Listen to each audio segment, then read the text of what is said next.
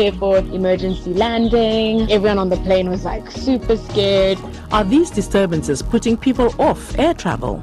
And lawyers are arguing for easier divorce laws in Uganda. We'll be discussing the pros and cons of no fault as opposed to fault divorces. That's all on the BBC Tonight in Focus. First, the news.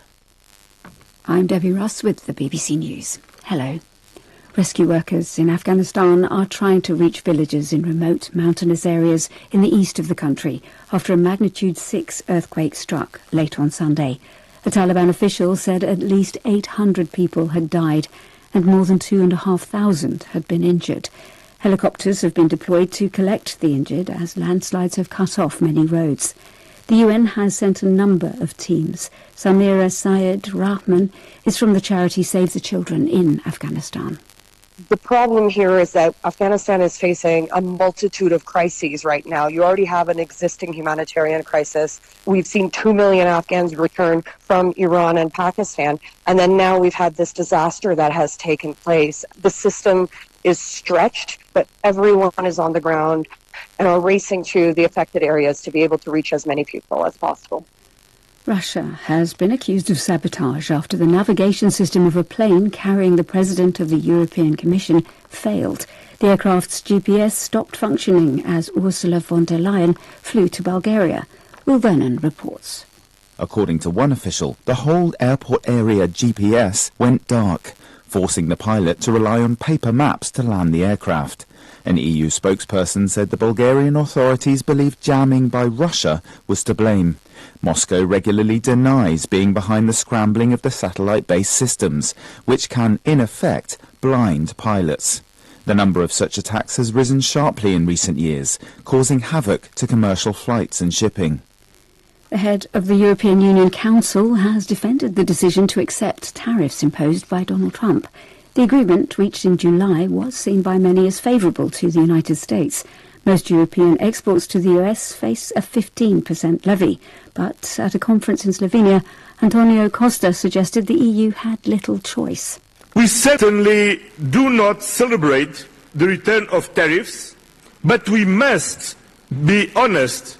Escalating tensions with a key ally over tariffs while our eastern border is under threat would have been an imprudent risk.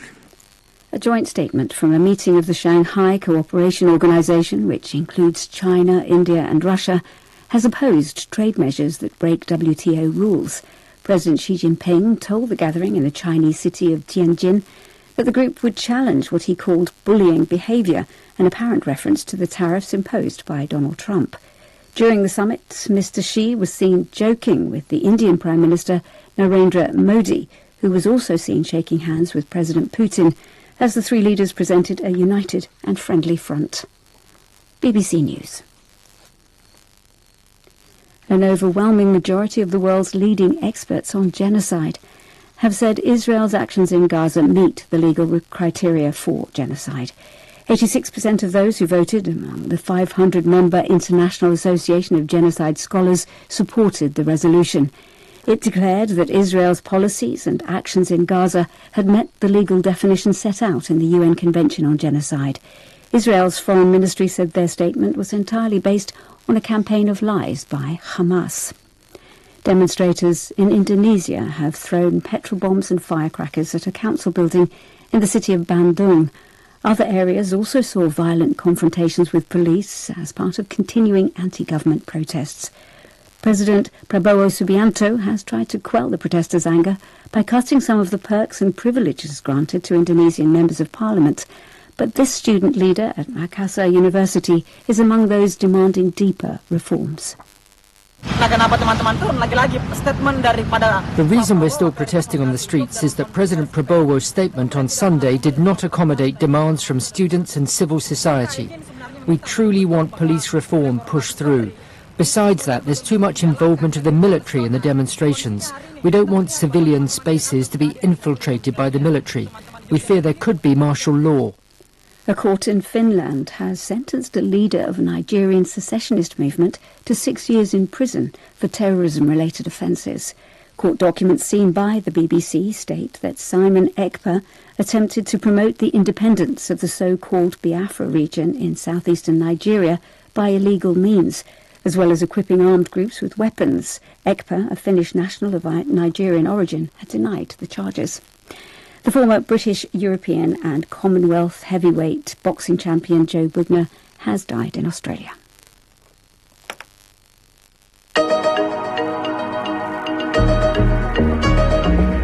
Hello, I'm Audrey Brown, and coming up today in Focus on Africa, we revisit the scene of a horrific fire in which more than 70 people died 2 years ago in Johannesburg.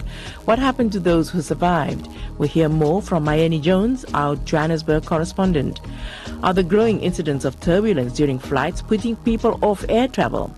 Not me, not yet, but this young woman might just be rethinking her transportation options. And the pilot was like, prepare for emergency landing. People were really traumatized. Consciously, it didn't affect me. I just had this weird back pain. And then when I got back on the plane to come back to Zimbabwe, I noticed that the pain came back again. I then managed to talk to my therapist about it. She was then just saying that the pain I was feeling was just like a trauma response from that crazy turbulence and the mask coming down and everything. And lawyers are arguing for easier divorce laws in Uganda.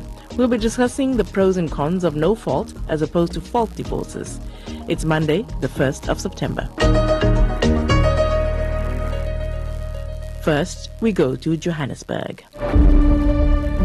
I don't know if you remember this, but a horrific series of events unfolded in the center of South Africa's biggest city around this time 2 short years ago. A building burnt down. That building, historically linked to the hardships black South Africans had suffered during the apartheid era, was meant to house women and children who needed protection from domestic violence. But over time, it was taken over by squatters, leading to it becoming what is called a hijacked building in South Africa.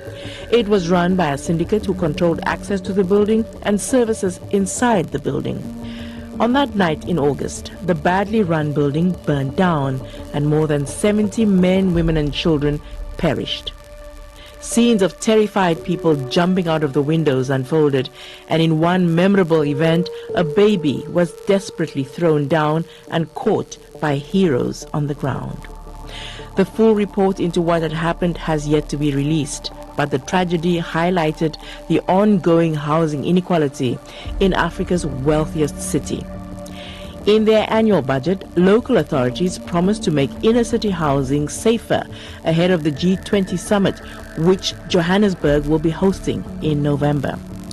Many of the former residents of that burnt-out building have yet to be rehoused 2 years on. Our Africa correspondent Mayeni Jones went to meet some of them. She told me about that meeting, and our conversation started with a recap of the events of that night. Yeah, it was on the 31st of August of 2023, very early in the morning, around 2 a.m., when some residents of this building, which is known as the Usindiso building in Marshalltown, reported seeing smoke, and soon they started to see this fire that just grew and grew. It's a 5-story building, and the fire gutted almost all of it. Interestingly, this building during the apartheid regime was what was known as a pass building, so black South Africans would come there and get their passes to work in white areas. After apartheid, it was handed over to a non-profit organization which turned it into a shelter for abused women and children. And over the years, it was overtaken by people who were looking for somewhere to live. And so it was extremely crowded. Lots of fire exits had been blocked for security reasons. People had put gates. And so when the fire tore through this building, lots of people were unable to get out. There were really tragic scenes of people jumping out of windows from the higher stories. Some people tried to throw their children out. In the aftermath, you could even see mattresses on the floor that people had thrown out to try and kind of cushion their fall. So it was really one of the worst disasters of its types in South Africa. 76 people were died. They reckon amongst them there were at least 12 children. Hundreds of people have been displaced. What happened to the survivors, Mayeni? Have they been rehoused? Unfortunately, most of them have not. We went to an area called Denver, which is an industrial neighborhood that's 6 kilometers east of the Usindiso building. But we also went back to the building itself and were surprised to find that lots of the former residents were still living in the area. One of the people that I met there was a man called Vusi Shabalala. He says he was on the 3rd floor of the building the night of the fire, and he's yet to be rehoused. different places they take us. But even where they take us, they didn't provide us with nothing at all. Are you hopeful that because there's going to be foreign leaders visiting South Africa this year, and so do you think things are going to change? Is it going to change anything? I don't see the change. If things people are still living like this, I don't see any change. That's Vusi's story. What were the stories of other people that you spoke to, Mayeni? So I mentioned earlier that there was a neighborhood called Denver that we went to, this industrial neighborhood. And we went there because a number of former residents of the Usindiso building were relocated there. It's an area that is not as kind of densely populated as Marshalltown. It was only meant to be a temporary home for the survivors. They were meant to be there 6 months, and then the authorities said they'd moved them into temporary housing, but that hasn't been done yet. And we spoke to a woman called Tubeka Biela. She's 29 years old, and she had to send her 3-year-old daughter away to live with her grandmother because she says there had been repeated shootings in the camp, and she herself was caught in a crossfire earlier this year. I was shot while I was sleeping inside my house. Now I have an operation. Doctors, they didn't remove bullets inside from me. Every time when I'm walking, I have to buy pills because sometimes it's paining. It's not safe here. I really do blame government what is happening. What's happened to the building itself? Yeah, it was meant to have been flattened. That was the initial decision that was taken. But just as the demolition started, the mayor's office ordered it to be stopped, and they said that instead they wanted to turn it into offices for the mayor and his staff in order to be closer to the communities that they serve. So at the moment, this is at a standstill. Rights groups have kind of opposed that. And so the building is just standing there, completely gutted. They've put up walls to stop people from coming in. They've walled up some windows. But it's still there, and it's not clear what's going to happen to it. And any signs that government is actively involved in preventing things like this happening again? Well, at the time of the disaster, the day of disaster, President Cyril Ramaphosa visited the site. He said that this was a wake-up call for the city to handle its housing crisis, particularly in the city. There's a lot of these abandoned buildings which have been overtaken by people looking for housing. And he promised to kind of tackle the issue. Lots of buildings were emptied around the area. The idea was that some of them were going to be flattened, some of them were going to be renovated. But experts we've spoken to say that the problem is structural. One of them is Nomzamo Zondo. She's from the Socioeconomics Rights Institute of South Africa. The G20 is just 2 months away. In that time, it's unlikely that much will be done, but our hope is that the process won't be abandoned after the G20. Our hope is that the Treasury's commitment, the Presidency's commitment to improving the Johannesburg inner city will outlive the G20. Nomzamo Zondo is mentioning the G20 there. It's a big event happening in South Africa. Tell us what the plans are that she's referring to there, that the government has been making to bring Johannesburg up to scratch. Yeah, lots of South Africans kind of expected that, okay, the G20 is coming. The authorities say that they want to kind of clean up the city, including abandoned building, before this happens. And now we're just a couple of months away and not much has been done. That was the BBC's Mayeni Jones, and she was speaking from Johannesburg. The Hollywood actress and lifestyle guru Gwyneth Paltrow called it conscious uncoupling when she divorced the musician Chris Martin. The American country music singer Tammy Wynette spelled it out in her song D-I-V-O-R-C-E. And if you didn't catch that, it spells divorce. We are talking about divorce and the fact that it's quite difficult in some countries to consciously uncouple from someone you've sworn before God and family and community to have and to hold till death do you part.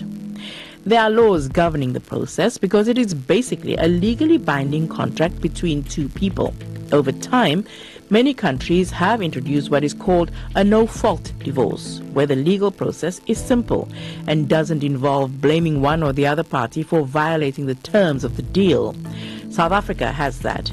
Uganda is debating the issue because it still uses a fault-based divorce system, which means you have to prove that your partner broke the agreement by, let's say, sleeping with someone outside of your marriage, adultery in other words, or cruelty, abandonment, and so on.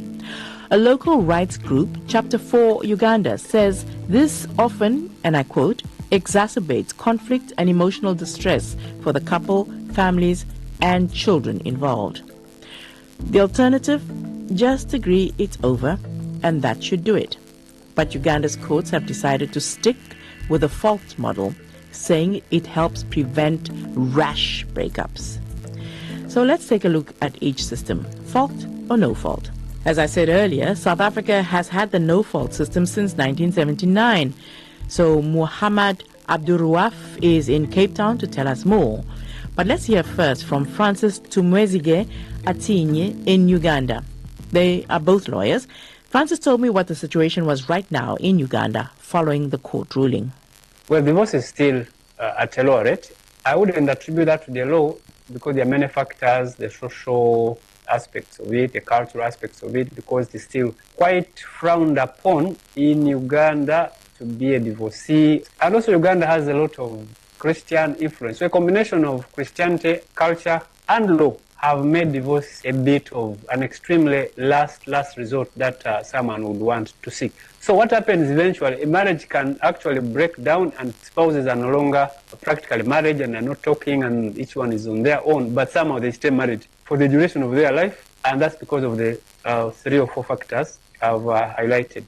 What about in South Africa, Mohammed? Is it too easy to get a divorce in South Africa? From 2023 to 2024, there has been a 10% increase in divorces. Now, 10% is quite a lot. So divorces are obviously on the rise in South Africa. I wouldn't say necessarily it's because the law is always easy to get divorced, but I think people are a bit more liberal now and they're moving away from the old way of thinking that, I must stay married for the sake of the children, or society will think bad of me if I get divorced. So I think people are more open to the idea of getting divorced in today's modern times. What's your view on the no-fault divorce that lawyers in Uganda were arguing for? There are 2 categories of divorces. There is a type of divorce where both parties want out of the marriage. That one even in Uganda happens. You go to court, file a petition, the other person does not oppose it, all consents to it. But the second category of divorce where one party wants out of the marriage, the other party does not want, which to me means there is a dispute. And when there are disputes, we all go to independent arbiters, and then you need a court of law to determine that dispute. That's where you get the requirement for the party which wants out of the marriage to prove why they want out of the marriage. There has to be due process for both parties. The no-fault divorce system tends to favor the party who wants out of the marriage. The system we have gives both parties a chance to be heard in court and for a decision to be made by independent arbiters. In the same way, courts resolve all other disputes that happen between people and institutions. So I think a marital relationship is not any different from all other human relationships. But most human relationships are not governed by courts and court decisions, though, are they? You just cannot work out. They are governed by frameworks. For example, employment law, there is a framework which you follow when you're entering employment and when you're exiting. Now, proponents of the no-fault system, their view is, if I want out, I want out. I don't care what the other party thinks. I don't care what the other concerns of the public are. So what we are saying is divorce is okay if you want out, but follow a process and there is a framework which has to be followed. And if there is a party who is not aggrieved, that party should have a right to be heard in the court. But what's the remedy for somebody who doesn't want to be married to you anymore? Mohammed, what are your thoughts on this? My view would be that if somebody really does not want to be married to you, you cannot force that person to remain married to you. And the only way you can be out of that marriage, it is incest, if there must be adultery, cruelty, and abandonment, and so on. If those are the only requirements that are applicable, you will have a situation where somebody will be stuck in a marriage indefinitely, as long as the other spouse is a good spouse and he loves you or she loves him, but the receiving spouse does not want to be married. He or she fell out of love of the marriage. So I think with modern times and how the law has developed and the constitution and all those rights, if a party no longer loves the other party and wants to be out of the marriage, that should be reason enough to leave the marriage. And that will obviously enforce your right to dignity, equality, and so on. That's Muhammad Abdurruaf in Cape Town and Francis Tumwezige Atinye in Kampala. The scary sound you're hearing are the sounds of very scared people on a plane experiencing turbulence. The people inside the plane are probably a bit or a lot scared of what's happening to them. After all, they are thousands of meters up in the air in a metal box that can fall right out of the sky and kill all of them. Scientists say turbulence is becoming more frequent and may be making air travel riskier worldwide. The good news is that air travel is still safer than road travel, and dying from turbulence is extremely rare, with only about 4 cases since 1981. But injuries are much more common. In the US alone, more than 200 serious injuries have been recorded since 2009. Most of them happened to crew who weren't strapped in properly. Vera Chizvo, a young traveler, told us how turbulence on her flight from Kenya to Zimbabwe earlier this year turned into such a terrifying experience, it changed her and the way she views flying. Like maybe about 40 minutes in the sky, there was like the first like kind of round of turbulence. And then the second round of turbulence happened, and then the oxygen tanks actually fell out. And the pilot was like, prepare for emergency landing. Everyone on the plane was like super scared. It finally decided to turn the plane around so that we would go back to Nairobi. The plane would drop again a little bit, and then a little bit of turbulence, and then it would stop. And then, we finally landed. People were really traumatized. We had so many, older people on the plane, parents who were, now trying to call their kids when we landed. I had another trip to Ghana. The plane had turbulence. Consciously didn't, affect me. I just had this weird back pain, asymptomatic pain. It's just, my brain telling me that I have pain in my back, but it's not real. So I was, in Ghana for almost a week, and then when I got back on the plane to come back to Zimbabwe, I noticed that the pain came back again. I then fortunately managed to talk to my therapist about it. She was then just saying that the pain I was feeling was just a trauma response. So she's clearly I haven't kind of fully gotten over the trauma from that Kenya Airways flight, crazy turbulence and the mask coming down and everything. That's Vera Chizvo.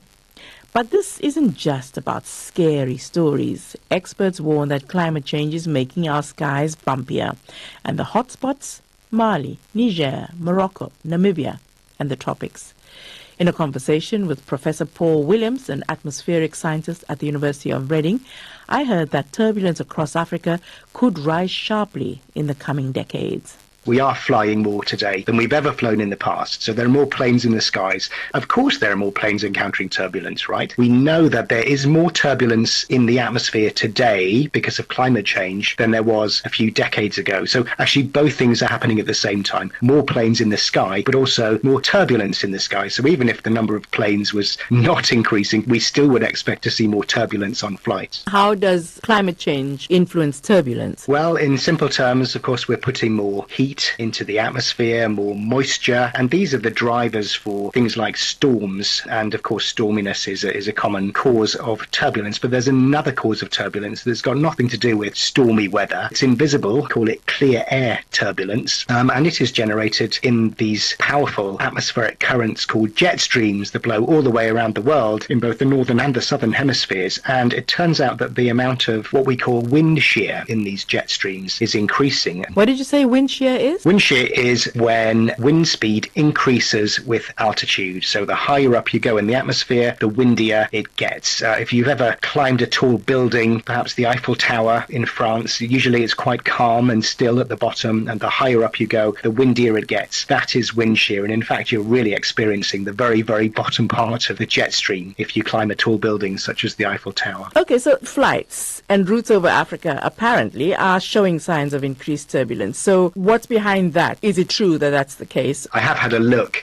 in detail over African airspace. We published a study recently which looked at observations of the atmosphere since 1979. And I can tell you that there have been already in those few decades increases in clear air turbulence over the African continent, especially in the northern half. In Niger and Mali and Algeria, for example, something like 50% more severe turbulence today than a few decades ago. And of course along the northwest coast as well, Morocco and Western Sahara. And even in the very southern tip, Namibia and South Africa, there have been less pronounced increases. So there already has been an increase in turbulence over Africa. And looking to the future, when we use atmospheric models and can look at the 2060s, we expect for the continent as a whole for there to be 24% more light turbulence, 34% more moderate turbulence, and 51% more severe turbulence. So further increases in turbulence coming our way. Really, there's nowhere on planet Earth Earth that is completely free from turbulence. But are there parts of the Earth where it's more likely for us to experience very heavy turbulence? Yes, in the warm parts of the planet, near the equator, in the tropics, that's the hotspot for storm-related turbulence. We do get it at higher latitudes too, but not as intense, really. Do you think rising turbulence could affect Africa's aviation industry and things like tourism? Well, I think we need to prepare for bumpier flights in the future. I'm not saying we'll have to stop flying because of these turbulence increases. Flying is the safest form of transport today, and I expect it to continue to be so. But I do think we need to prepare for flights that are less comfortable, the seatbelt sign switched on for longer, perhaps more injuries from turbulence as well, unless we do something to avoid or mitigate against these increases using technology, for example, improving our turbulence forecasts, trying to generate technology that can make the invisible clear air turbulence visible. And there is technology that can do that, but it's currently expensive. But I would always emphasize that flying is very safe if your seatbelt is on, as it should be. Already the industry is under fire, isn't it, because of carbon footprints and so on. Do you think that might have an effect as well in maybe fewer flights because of the environmental costs, but also because it might just be too uncomfortable for people? Aviation is partly causing climate change, only to a small extent currently, but it's rapidly growing, and of course it will be hard to decarbonize the aviation sector in the coming decades. For aviation, that will be tricky just because of the amount of energy that is required to keep an aircraft in the skies. I don't think there's a prospect of people in large numbers refusing to fly because of the increased turbulence. I think what historically has been maybe 10 minutes of turbulence on a typical flight might become 20 minutes in future. But people are afraid of turbulence. What can you say to reassure them? I can understand the fear. You're much more likely to be injured in an accident on your way to the airport than you are on the flight. The serious injury rate from turbulence is around 1 serious injury per 1 million flight departures. If you look at the injuries, they're almost all among passengers and flight attendants who were not seatbelted at the time of the turbulence encounter. Things like having more flexible wings will certainly help because they will suck some of the energy out of the turbulence. I think we could start doing a lot more in terms of sharing real-time turbulence data from one airline to another. I think we can invest in these technologies as well to visualize it 10, 20 miles ahead of the aircraft, which is enough time to switch on the seatbelt sign and secure the cabin. And we can improve the turbulence forecasts too. Are African airlines in danger of being left behind because they do rely on these times planes that are not being used, in other countries, and those are sold to African countries or used on African routes? I think you've raised an excellent point there. The fleet of aircraft being used in Africa tends to be older than the average for the world, and the consequence of that is that previous generation of aircraft, the Boeing 747s, for example, has an airframe that is more rigid. So what that means is the wings do not bend as much. They're less flexible. And that means that it will experience more up and down motion through a given patch of turbulence compared to a modern aircraft. And that's Professor Paul Williams, an atmospheric scientist at the University of Reading. Focus on Africa was conjured out of thin air by Alfonso Daniels, Sunita Nahar and Priya Sipi here in London. Makwachi Okafor brought it from Lagos. Patricia Whitehorn was the senior journalist, Ricardo McCarthy, our technical producer. Our editors are Mariam Abdallah, Andre Lombard and Alice Mudengi. I'm Audrey Brown. Thank you for listening.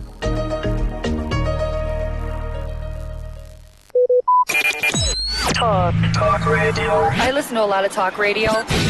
95.1 FM. See the sun in your eyes. Everything that you do, I'm in love with. Loving every laugh I say. That is why I say I know I cannot hold back on my feelings. Cause the way this girl is smiling, she dey busting my brain now. And no matter what them say, I know we should have busting my brain now. See the way this girl is smiling, she dey busting my brain now. And no matter what them say, I know I will love her eternally. Hey, as I dare so. only you I see as I tell so. Now only if it harass me, if them ask you help, tell them say you help me as I tell so. I no go lie give you, and if I catch you go, I will do everything not to let you go. Call it kidnapping, I will hold you down. No more wearing no brown as I tell so. It's the way this girl is mine, yes. She dey busting my brain now. And no matter what them say, I know go. She dey busting my brain now. And the way this girl is mine, yes. She dey busting my brain now. And no matter what them say, I know. Yeah, she dey busting my brain.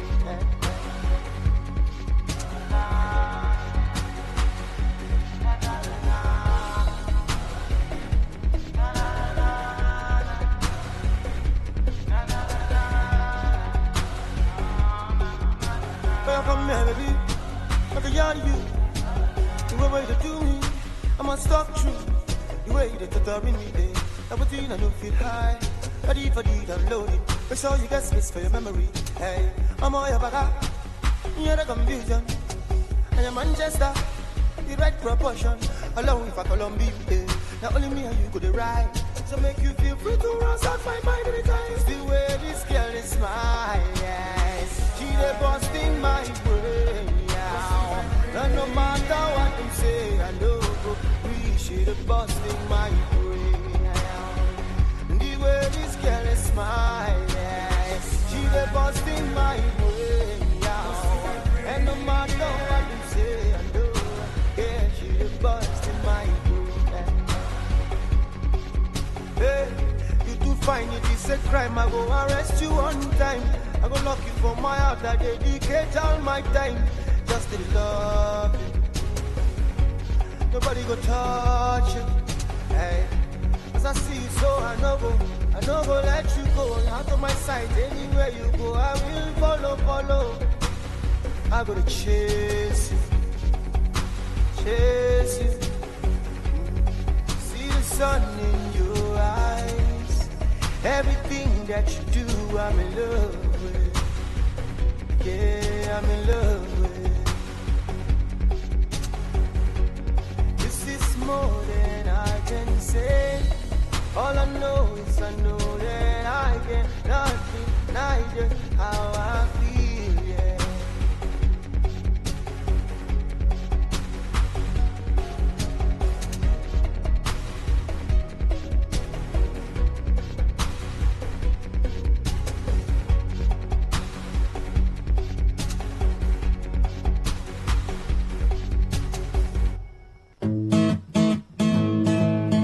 You may not realize it, but do you know you can always show your love for others with simple gestures?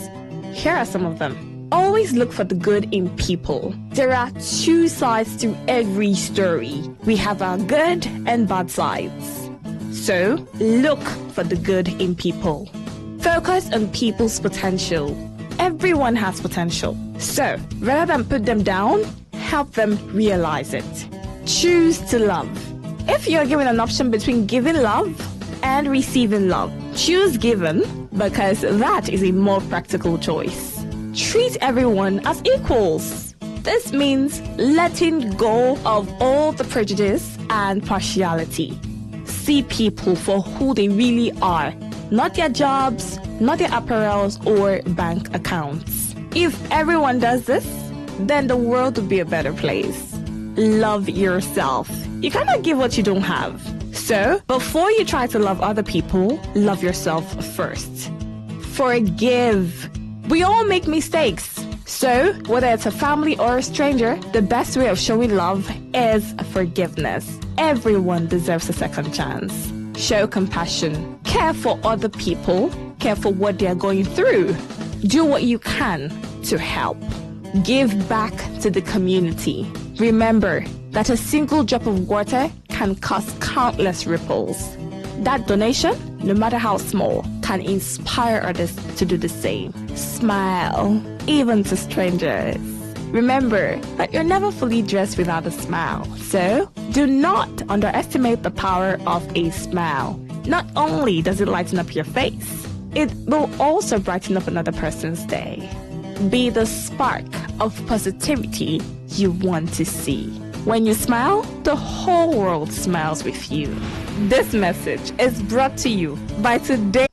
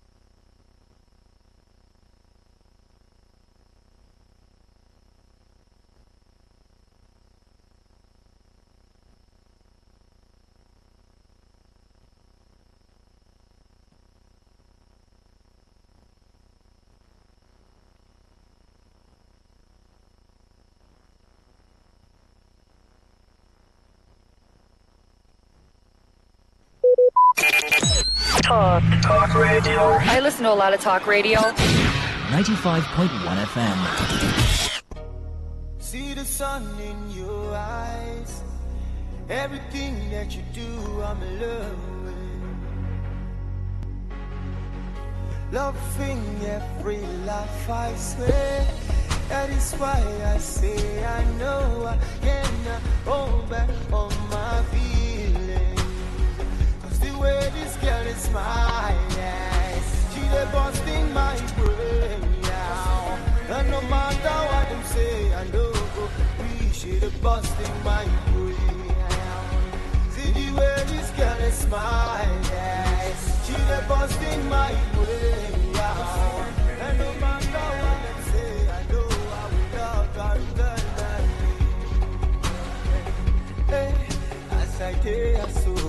Not only you I see as I tell so. Not only you fit harass me, if them ask you help, tell them say you help me as I tell so. I no go lie give you, and if I catch you go, I will do everything not to let you go. Call it kidnapping, I will hold you down. No more wearing no frown as I tell so. See where this girl is smiling, she dey busting my brain. And no matter what them say, I know we should have busting my brain. And the way this girl is smiling, she dey busting my brain. And no matter what them say, I know, yeah, she dey busting my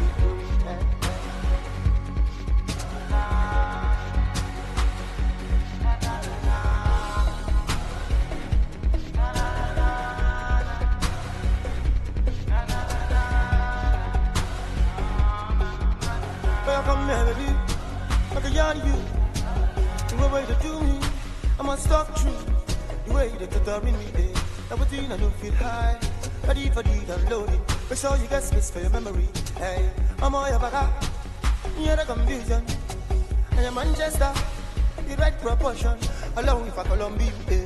Not only me and you could ride.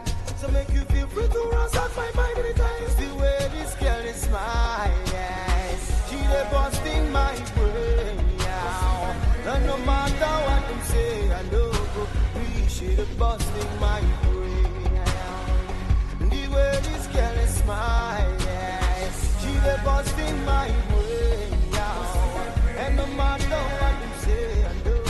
Yeah, she dey busting my brain. Hey, you too fine, it is a crime. I go arrest you one time. I go lock you for my heart. I dedicate all my time just to love you. Nobody go touch you.